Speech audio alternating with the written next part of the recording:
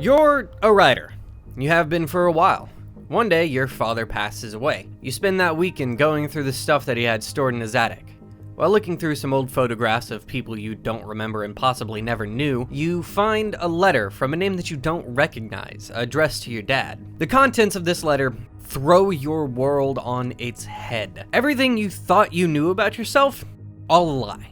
It mentions an island some ways off.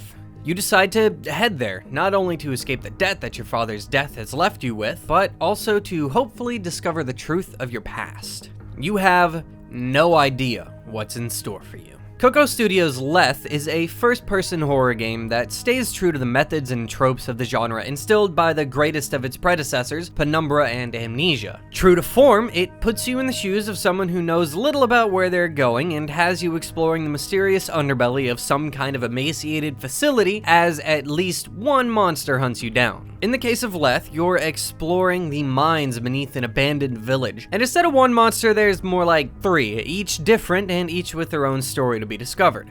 Also, about halfway through this first entry in the episodic series, you get telekinesis. So, hey, it's not all by the book. The game handles atmosphere really well, and as you venture through the underground passages, you'll make your way through some pretty different areas, and by the end of the game, you'll have many questions brought up by the environments you go through alone. There are a few stories being told throughout Lethe, some through notes you pick up and others told by the places that you explore. This kind of passive storytelling is something that the horror genre really needs in order to stand out, and Lethe does a great job. The monsters themselves aren't really that scary on their own, and a lot of the time they aren't even present. The game only really uses them for a few intense encounters and really mostly relies on the player's knowledge of their existence to drive the horror home whenever a monster isn't actually actively hunting them down. It's a good choice, and it actually feels quite refreshing after so many monster games that feature the baddie as the only real point of fear. A lot of the gameplay, especially after you can move stuff with your mind, is either jumping puzzles or activating switches. There's a pretty solid variety of puzzles with the exception of a few repeated find and place an object ones that appear, and the platforming is decent for a game that's not very dedicated to the premise. Some of the physics could use some work. There's some pretty funny stuff that happens with objects, but hey, you can't win them all, right? I think going episodic was a great choice for the story the developers want to tell with Lethe and how they want to tell it. There's so many bits and pieces and half stories that you find as you play through this first episode, and at the end I was left wanting more, not only because of the game's solid execution of horror and its tropes, but also because of the many mysteries that I learned bits and pieces about. As a note, I think this is pretty cool, but Lethe, or Lethe, depending on how you want to pronounce it, actually comes from the Latin word forget or forgetfulness, and it's also the name of a river in Hades, so there's a lot of hidden meaning going on there, I think, probably, I don't know. I have no doubts that future installments in the Lethe series are gonna be awesome. You can pick up episode 1 on Steam for about 17 bucks. If you dig the spooky games, this one's worth a look. Thanks for joining me for this episode of Indie Bytes. I hope you enjoyed. If you did, please remember to leave a like and subscribe for more stuff like this. Be sure to check out the other content that we put out on this channel, and remember to drop me a line here on Twitter or through email with any game recommendations that you've got. You can find all that stuff down in the description below. I'll see you next time.